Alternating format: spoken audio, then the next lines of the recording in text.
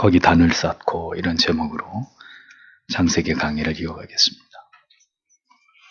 사람은 언제나 자신에게 닥친 고난과 고통의 문제에 집중하지만 하나님께서는 항상 그 사람에게 집중을 하십니다. 우리의 마음은 언제나 우리의 기도로 문제가 해결되고 응답되기를 소원하지만 하나님의 마음은 우리가 어떤 상황 가운데서도 하나님만을 온전히 신뢰하는 믿음을 가진 자녀가 되기를 바라십니다. 그러하게 하나님의 섭리는 인생이 평화롭고 고요한 날들만을 지나가는 것이 아니라 폭풍이 일고 비바람이 치는 칠흑같이 어두운 밤도 지나가게 하시는 것을 깨닫게 됩니다.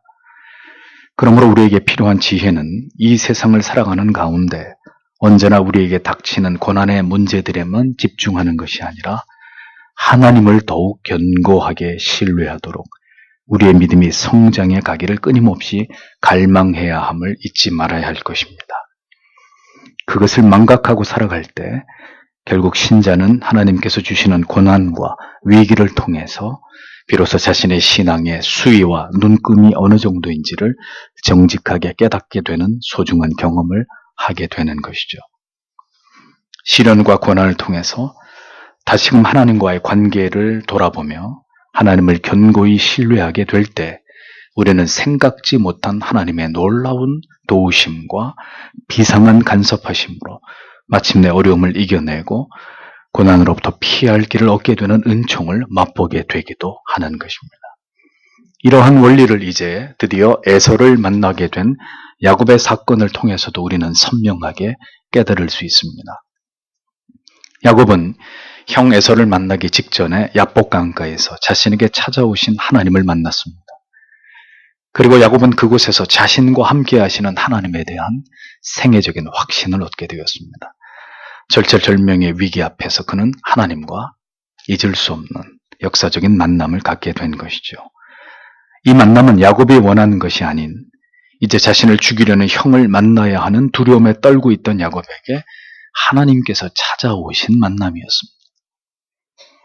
우리 안에 두려움을 걷어내기 원하시는 하나님의 찾아오심은 그때뿐만 아니라 지금도 여전히 하나님의 택하신 자녀들에게 유효하다는 것을 우리는 잊지 말아야 합니다.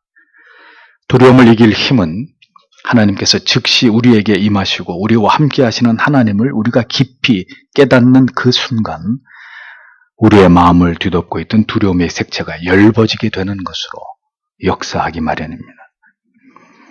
그렇지만 미리 말씀드리건대 야곱에게 너무 많은 것을 기대하시지 않는 것이 좋습니다.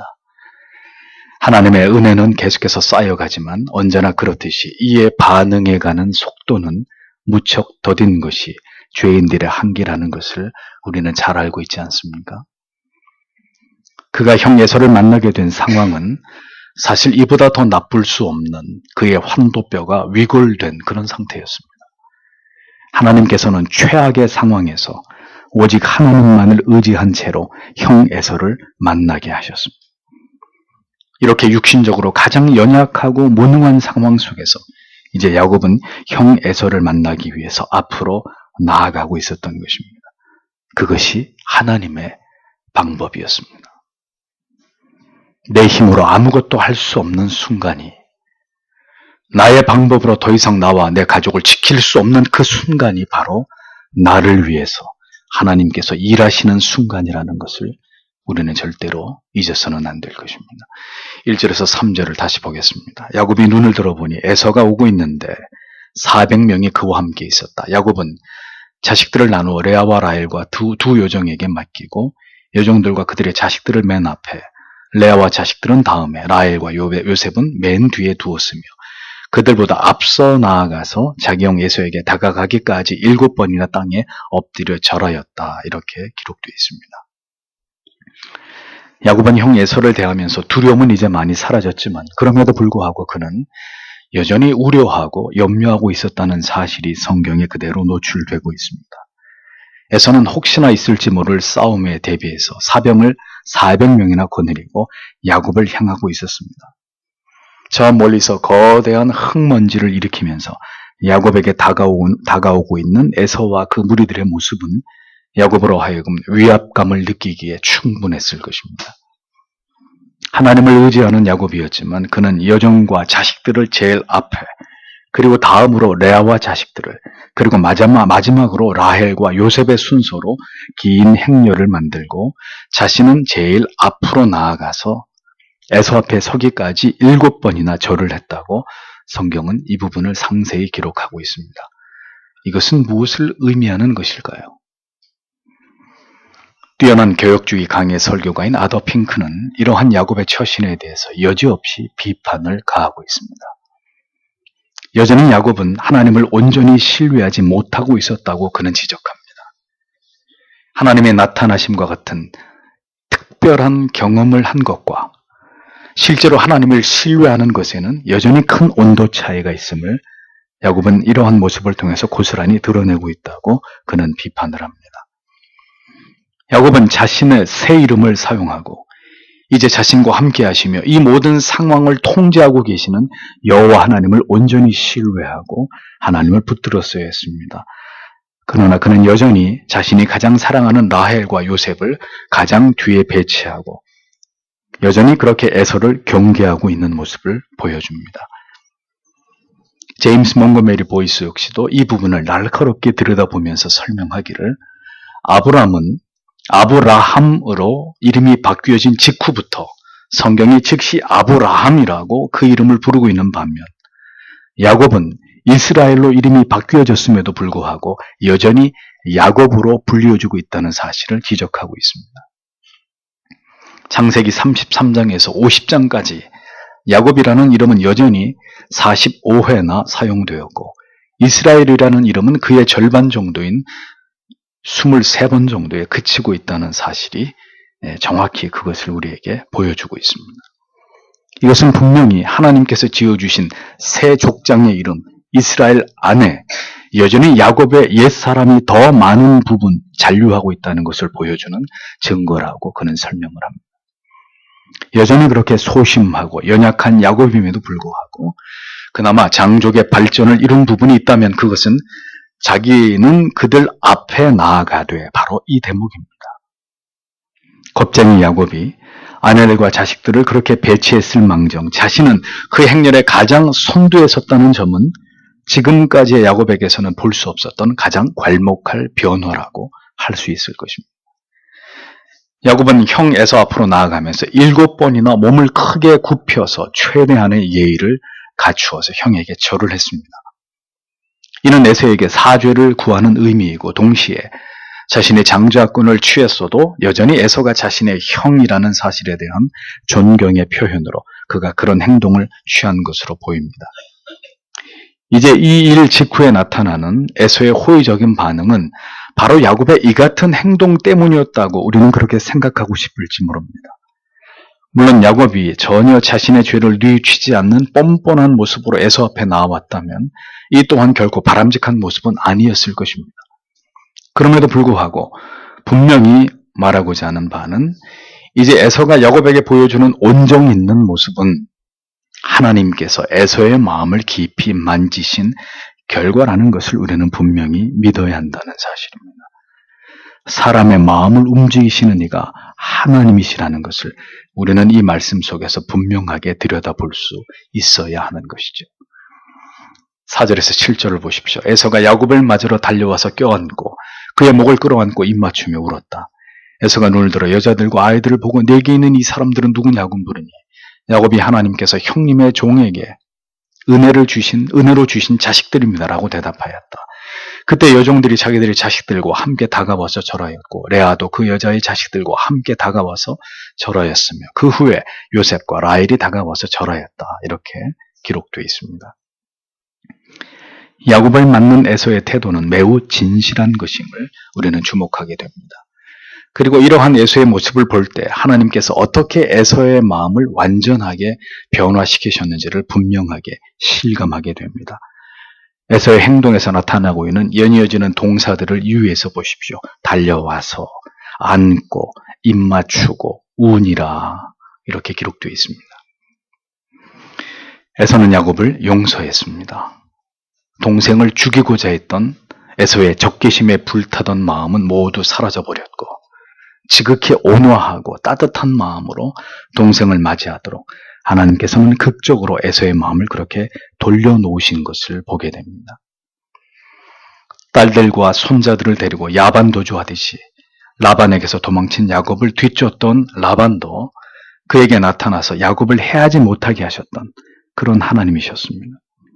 하나님께서는 이번에도 400명의 사병들을 이끌고 야곱을 만나러 올 때에 그 에서의 마음이 아니라 전혀 다른 마음으로 부드럽고 온유하게 그리고 감동적으로 야곱을 맞이하고 그를 용서하도록 하나님은 그렇게 에서의 마음을 만지신 것을 보게 됩니다.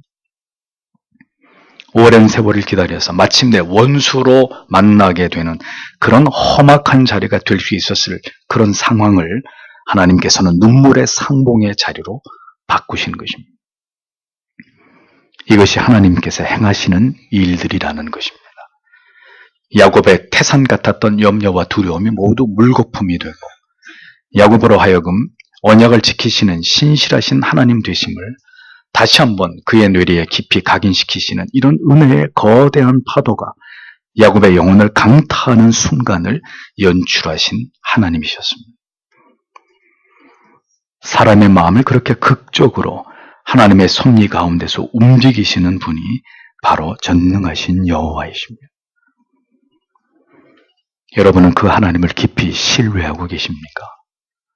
그렇다면 여러분에게 깨어진 관계나 연락을 끊고 소식 없이 지낸 지 벌써 오래인 그런 가족이나 친지나 벗에게 그리고 여러분의 힘으로는 도저히 넘기 어려운 어떤 문제 앞에서 여러분은 이제 그것이 여러분의 잘못이든 아니든 먼저는 하나님께서 나의 마음을 깊이 만져주시기를 간절히 기도해야 할 것입니다.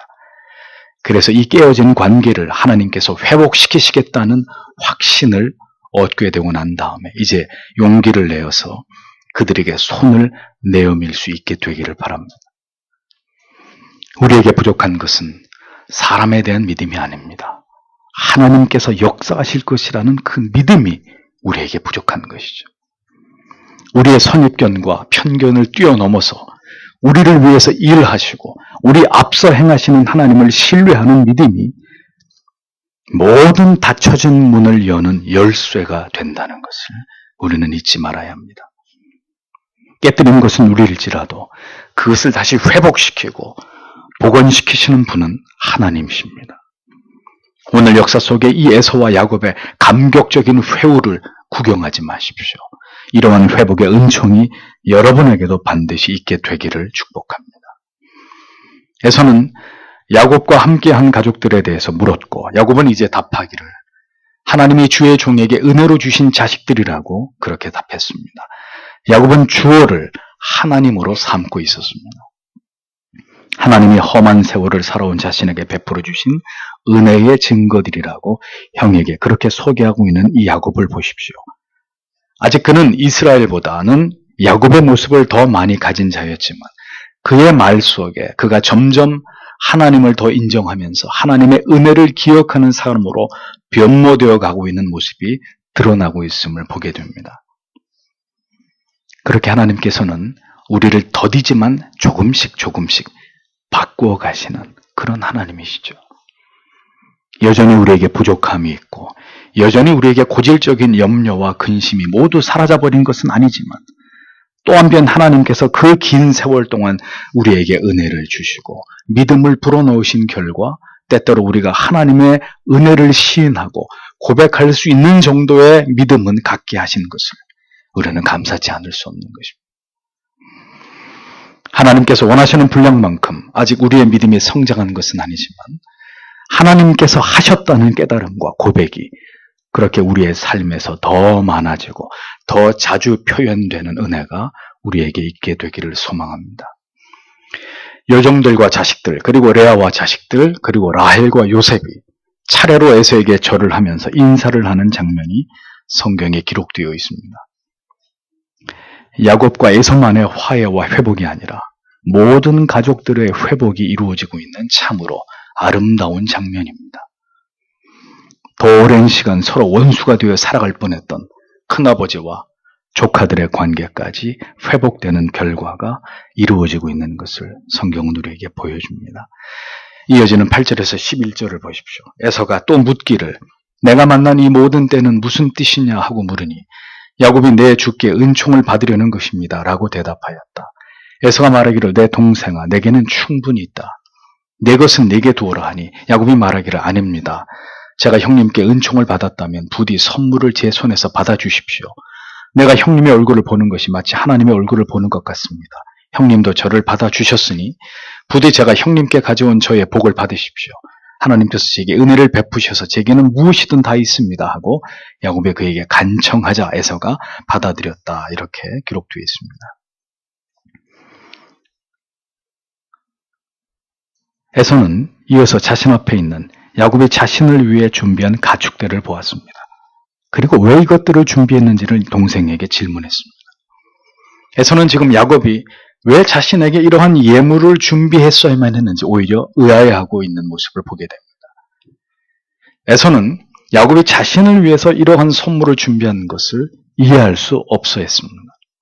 에서의 같은 반응은 자신의 동생을 용서하고 그를 받아들이는 것을 당연한 일로 그가 여겼다는 것을 의미하는 것입니다.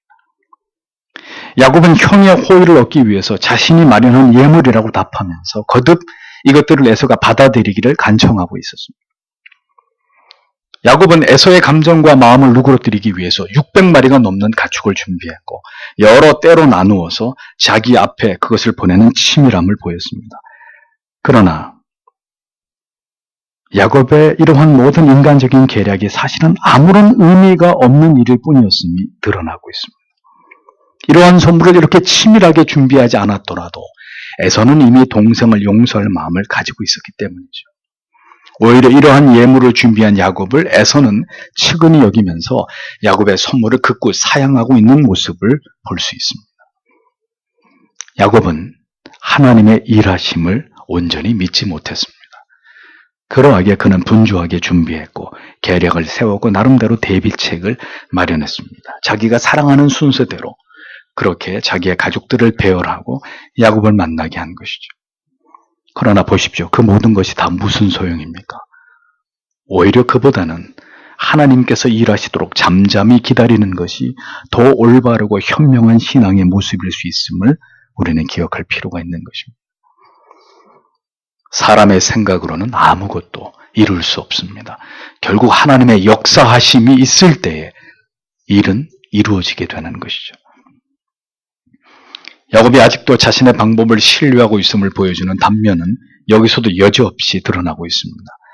야곱은 형에게 자신이 준비한 예물을 받을 것을 강권하고 있었습니다.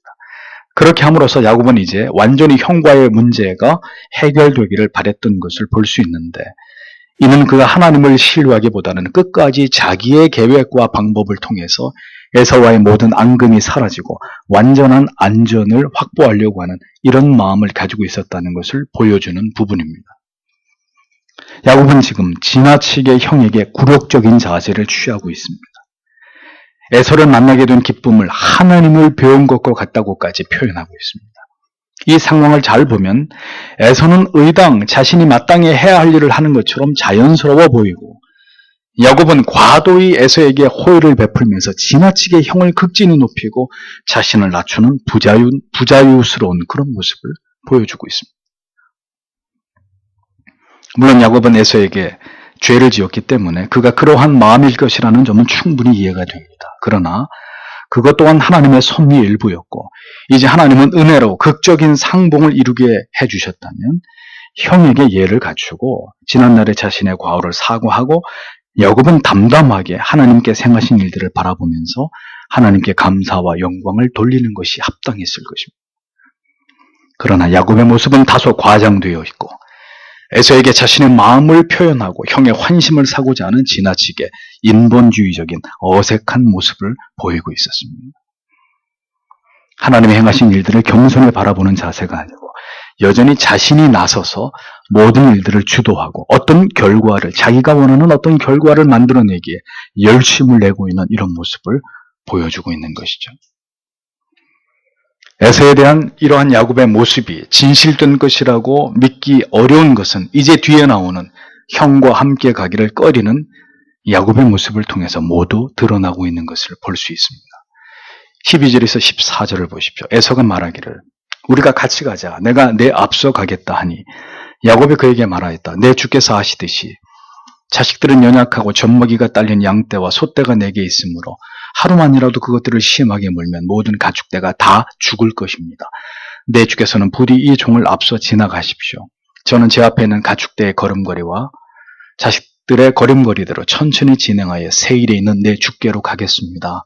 이렇게 적고 있습니다. 에서는 야곱에게 함께 가나안으로 돌아가자고 제안합니다. 그런데 야곱은 무슨 이유에서인지 황급하게 거짓말 같은 핑계를 대면서 형과의 동행에 난색을 표하고 있었습니다. 이유인즉 자식들이 아직 어리고 자신이 몰고 온 가축대들 중에 새끼들이 있어서 하루길이라도 더 가축들을 몰고 가면 다 죽을 것 같다는 그런 핑계를 댑니다. 그러하니 에서더러 먼저 가고 야곱은 자신의 가축대와 식솔들의 상황에 맞추어서 천천히 따라가겠노라고 대답하고 있습니다. 야곱이 정말 형 에사와 같이 가고자 하는 뜻이 있었다면, 그리고 정말 그러한 이유 때문에 형과 동행하기 어려웠다면 형에게 며칠만 기다려달라고 부탁을 했으면 됐을 것이고 야곱은 능히 그 부탁을 들어주었을 것입니다. 먼 길을 여행했으니 피곤하고 지치고 죽을 것 같다는, 하루만 더 길을 가면 죽을 것 같다는 말은 핑계였습니다. 야곱은 왜 에서와 동행하는 것을 꺼려했던 것일까요? 야곱에게는 아직도 형 에서에 대한 껄끄러운 감정이 남아 있었던 것입니다. 에서는 따뜻하게 동생을 맞이해 주었지만 야곱은 마음 깊은 곳으로부터 여전히 형과 함께 지내는 것보다는 되도록 형과 멀리 떨어져 살고 싶은 마음이 그에게 있었던 것을 볼 수 있습니다. 참으로 아이러니한 일이 아닐 수 없죠.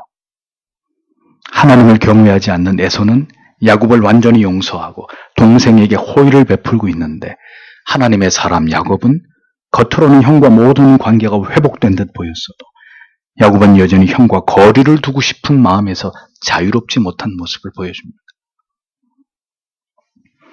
어떤 경우는 하나님을 알지 못하는 불신자들이 신자들보다 더 호탕하고 더 명쾌한 경우들이 있습니다. 반면 예수 그리스도의 십자가의 구속의 그 크신 은혜와 사랑을 아는 신자라고 하면서도 오히려 더 까다롭고 오히려 더 관계를 맺기 어렵고 한번 틀어지면 다시는 보지 않으려고 하는 이러한 옹졸함들이 신자들 안에서 더 자주 보이는 이런 문제들이 나타나기도 합니다. 참으로 안타까운 일들이죠. 이러한 형을 불편해하는 야곱의 마음도 모르고 에서는 동생에게 호의를 베풀려고 합니다.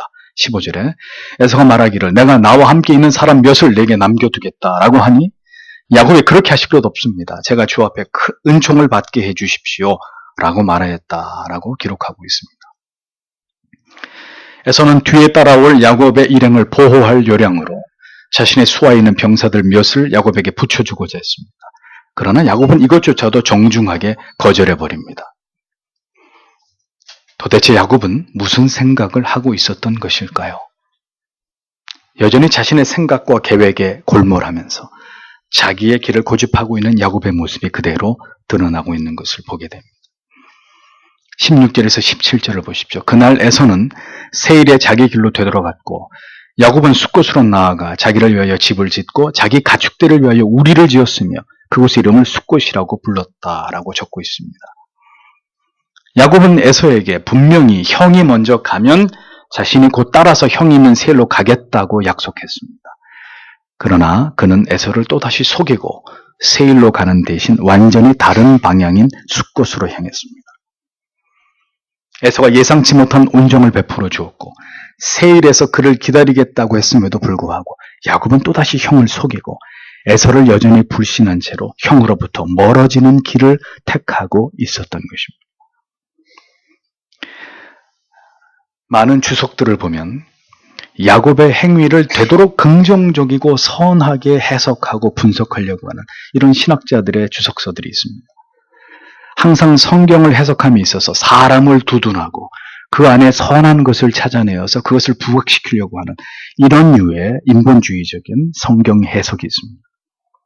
그런 해석의 대부분은 알미니안적 신앙의 어떤 그런 모습들을 추구하는 입장을 갖게 되죠. 그러나 구속사적인 관점과 칼빈의 개혁파 사상의 관점으로 성경을 해석해 나아가게 되면 절대로 사람을 높이거나 사람 안에서 좀처럼 선한 것을 찾기 어렵다는 일관된 해석들을 발견하게 됩니다. 그래서 올바른 관점을 가진 신학자들이나 주석가들은 대부분 인간들의 오류와 전적인 무능을 철저하게 파헤치고 그것을 날카롭게 다루면서 인간의 실존과 그 죄악된 한계를 여과 없이 드러냅니다. 그 가운데 오직 하나님의 위대하신 언약과 그 언약을 이루어 가심에 있어서 신실하신 그 하나님의 성품만을 가장 찬란하게 빛나게 하는데 그 초점을 맞추고 있는 것을 보게 되죠. 그것이 바로 성경이 나타내려고 하는 바의 핵심이기 때문입니다.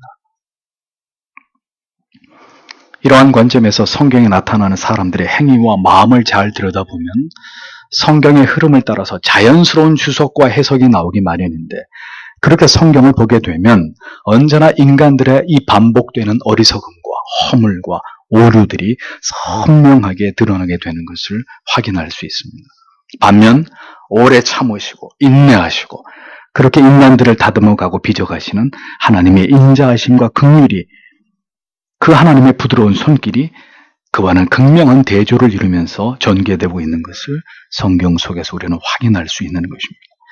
여러분이 그러한 관점으로 성경을 보시고 해석하실 수 있게 되기를 바랍니다. 에서는 세일로 돌아갔지만 야곱은 형이 기다릴 세일이 아니라 숫곳으로 향했습니다.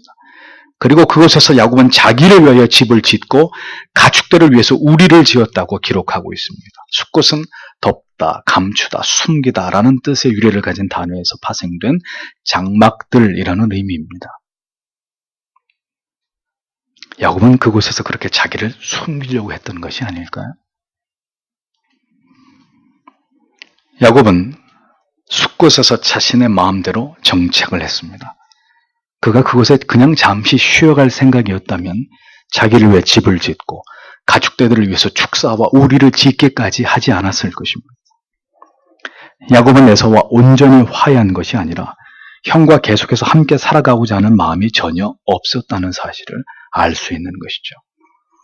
그럼 그의 마음이 그러했다면 처음부터 형 에서에게 곧 뒤쫓아가겠다고 거짓말을 할 것이 아니라 이제 형과 모든 과거의 문제는 정리가 되었으니 앞으로 서로 좋은 관계를 유지하면서 이제 각자의 평안한 삶을 자기가 원하는 삶을 살아가자고 이렇게 말했더라면 좋았을 것입니다. 야곱의 이러한 이기적인 생각과 행위를 어떻게 선하게 볼 수 있겠습니까? 참으로 실망스러운 모습이 아닐 수 없는 것이죠. 우리 하나님께 큰 은혜를 받고 어떤 어려운 문제가 하나님의 도우심으로 극적으로 해결이 되는 체험을 하게 되었다고 하죠. 우리의 믿음이 크게 성장하고 우리의 삶이 하루아침에 하나님을 절대적으로 신뢰하는 믿음으로 돌아설 수 있겠습니까? 야곱을 보면 그런 생각이 얼마나 가벼운 것인지를 실감하게 되는 것입니다. 은혜를 받을수록 죄를 짓지 않고 우리가 대단한 믿음의 사람으로 변화될 수 있을 것 같으면 얼마나 좋겠습니까? 그러나 쉬 변화되지 않는 것이 인간의 모습입니다. 우리의 인생의 평생의 시간이 그렇게 더디게 성화되어 가고 우리의 믿음이 성장해 나아가는 과정이라는 것을 우리는 기억해야 할 것입니다. 이곳 숫곳에서 상당한 시간을 지낸 야곱은 이제 가나안의 평안이 입성하게 되었고 세겜 땅에서 자신의 새로운 삶의 터를 세우기를 원하고 있었습니다. 야곱은 여전히 하나님께 묻지 않았고 여전히 자신의 생각대로 어떤 일이든 진행해 나아가는 고질적인 패단에서 벗어나지 못하고 있었습니다. 18절에서 20절을 보십시오.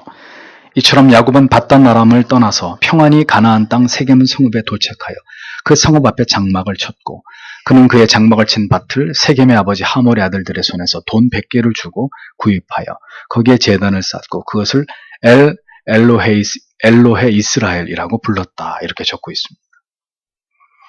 야곱이 이제 숫곳에서 다시 가나안 땅 세겜에 정착하는 과정을 성경은 기록하고 있습니다. 야곱은 세겜 성읍에 자신의 거처를 마련하기 위해서 세겜의 족장 하몰의 아들들에게 은 100개를 주고 그 땅을 매입했습니다. 그리고 그는 그곳에 제단을 쌓고 그곳 이름을 하나님 이스라엘의 하나님이라고 불렀다고 성경이 적고 있습니다. 가나안 땅에 들어왔고 그리고 하나님께 제단까지 쌓았으니 이제 모든 것이 다 잘된 것이라고 그는 믿고 싶었을 것입니다. 그러나 하나님께서 야곱이 정착하기 원하셨던 곳은 세겜이 아니라 그가 부모님의 집을 떠나 외삼촌 집으로 향할 때 꿈속에서 하나님을 배웠던 베델이라는 사실을 야곱은 망각하고 있었습니다. 창세기 31장 13절에 하나님께서는 분명히 라반의 집에 있던 야곱에게 말씀하셨습니다. 나는 베델의 하나님이라. 내가 거기서 기둥에 기름을 붓고 거기서 내게 서원하였으니 지금 일어나 이곳을 떠나서 내 출생지로 돌아가라 하셨느니라 라고 말씀하고 있습니다. 하나님께서는 그 약속을 야곱이 지키기를 원하셨고 야곱이 임의로 정한 땅이 아닌 그 베델, 그곳에서 새롭게 하나님의 언약을 이루어가는 삶을 살아가기를 원하고 계셨습니다. 그러나 야곱은 이 같은 사실을 망각하고 세겜에 자기 마음대로 정착을 했던 것입니다. 결국 하나님과 언약을 우습게 여긴 야곱은 바로 이곳에서 큰 비극을 맞게 됩니다. 야곱이 있어야 할 자리는 세겜이 아니었습니다. 하나님께서 그를 이끄신 곳, 하나님께서 그를 만나 주신 그곳이 그의 자리였습니다. 그런데 야곱은 그렇게 긴 세월을 지나 형 에서와의 극적인 만남을 이루고 난 이후에도 여전히 하나님을 중심하는 삶이 아닌 자신이 중심인 삶을 살아가고 있는 모습을 보여주고 있었다는 겁니다. 그는 자신에게 허락된 터전이 아닌 곳에서 뿌리를 내리려고 했습니다. 하나님과의 추억이 있는, 그가 하나님께 소원을 드렸던 그 거룩한 약속의 장소를 그는 잊어버리고 있었던 것입니다. 하나님께서는 우리의 인생길을 어떻게 인도하셨는지를 모두 기억하고 계십니다. 우리는 잊어버렸고 우리에게는 떠나간 곳이 되었지만 하나님께서는 지난 날에 우리가 하나님께 드린 눈물의 기도와 소원을 모두 기억하고 계시고 그래서 그곳으로 그때의 그 마음으로 돌아오기를 기다리고 계시는 그런 하나님이십니다. 야곱은 이곳에서 단을 쌓을 것이 아니라 그곳 베델에서 그곳으로 돌아가서 하나님께 감격적으로 제단을 쌓고 그곳에 자신의 터전을 마련했어야 옳았습니다. 어디서든지 자신이 원하는 곳에서 단을 쌓기만 하면 하나님께서는 그것을 기뻐하시는 것이 결코 아닙니다. 언약의 하나님께서 우리에게 원하시는 바로 그곳에서 가장 힘겹고 눈물 나고 외로웠지만 그러나 하나님이 자신과 함께 하셨던 하나님을 배울 수 있었던 바로 그곳에서 뜨겁고 열렬하고 가슴 벅찼던 그 마음으로 하나님께 단을 쌓을 것을, 하나님을 예배할 것을 하나님께서는 가장 기뻐하셨고 그것을 바라고 계셨다는 것을 우리는 잊지 말아야 되는 것입니다. 여전히 자기의 생각과 판단을 쫓는 야곱. 그러나 하나님께서는 그런 야곱을 결코 포기하지 않으시는 아버지셨습니다. 기억하지 못하면 다시 기억나게 하셔서라도 결국은 언약을 지키고 그 잊어버린 소원을 이루도록 역사하시는 하나님이시라는 것을 성경은 보여줍니다. 그렇게 하나님께서는 그 사랑하는 자녀들의 삶에 오늘도 깊이 간섭하시고 깨달음을 주심으로 하나님이 원하시는 길로 행하도록 그 자녀들을 지도하고 인도하시는 분이시라는 것을 우리는 기억해야 되는 것입니다. 성도 여러분, 신앙은 내가 가고 싶은 곳으로 가는 것이 아닙니다. 내가 하고자 하는 일들을 마음대로 할 수 있는 사람들, 신자는 그런 사람들이 아닙니다. 하나님의 자녀들은 자신들이 원하는 일을 행하며 자신들이 원하는 곳에서 임의대로 인생을 살아가는 것이 아니라 하나님이 부르시고 명하신 그곳에서 하나님을 온전히 신뢰하면서 하나님의 통치 아래서 살아가기를 기뻐하는 자들이어야 합니다. 신자는 하나님의 부르심을 따라 살아가야 하는 사람들입니다. 형을 피해서 부모를 떠나 정처 없이 외삼촌의 집을 향해서 광야의 길을 가던 그 두려움과 외로움에 떨고 있었던 야곱에게 찾아와 주셨던 하나님이셨습니다.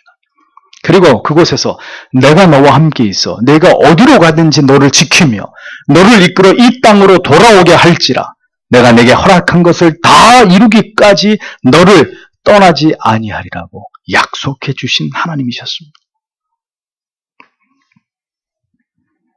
하나님과 그 약속을 신뢰하기보다는 언제나 자기를 더 믿고 의지하며 살아갈 지렁이 같은 야곱이라는 것을 다 알고 계셨으면서도 하나님께서는 내가 내게 허락한 것을 다 이루기까지 너를 결코 떠나지 않을 것이라고 그렇게 약속해 주신 아버지셨습니다. 그 하나님께서 우리를 구원으로 부르셨을 때 우리에게도 동일한 약속을 주신 것입니다. 하나님이 우리를 구원하사 거룩하신 부르심으로 부르심은 우리의 행위대로 하심이 아니요 오직 자기 뜻과 영원한 때 전부터 그리스도 예수 안에서 우리에게 주신 은혜대로 하심이라. 우리는 그 은혜 때문에 존재하는 자들입니다. 그 은혜로 말미암아 오늘도 살아가고 있는 자들일 뿐입니다. 여러분의 베델은 어디입니까? 여러분이 돌아가야 될 약속의 땅은 어디입니까? 주님을 처음 만났을 때 여러분이 하나님께 드렸던 그 뜨거운 감격의 눈물의 약속을 여러분은 기억하고 계십니까? 그 힘들었던 날 하나님께 드렸던 간절한 서원의 기도의 제목들을 여러분은 여전히 기억하고 계시나요? 그렇다면 우리는 오늘도 우리를 구원으로 인도하실 때 우리에게 특별한 은혜를 베푸셨을 때 우리가 하나님께 드렸던 그 거룩한 서원을 이루어가고 있는 삶을 현재 살아가고 있는지를 우리 자신에게 물어보아야 할 것입니다. 지금 여러분이 서 계신 자리를 돌아보십시오. 그곳은 세겜입니까? 아니면 베델입니까?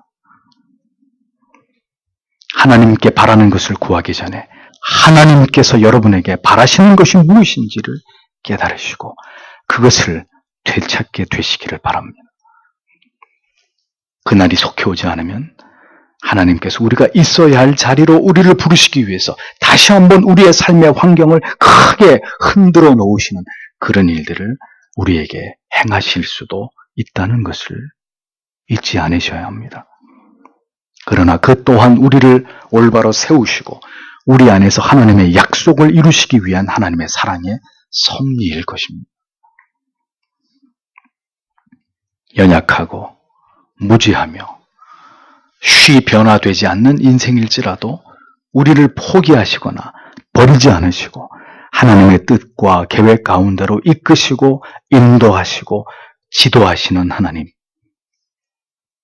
오늘도 부디 우리에게 더 세밀하게 말씀해 주시고 우리의 영혼에 깊은 울림을 주셔서 우리가 어느 곳으로 나아가야 하며 하나님께서 기뻐하시는 어떤 사명을 이 시대 속에 감당하면서 살아가야 할지를 가르치시고 베델의 그 첫사랑의 감격을 회복해 하심으로 그 길을 따라서 힘써 행하도록 우리를 도우시기를 성도 여러분, 오늘도 이 하나님의 말씀을 우리의 마음에 새기면서 하나님 앞에 간절히 기도하시기를 바랍니다.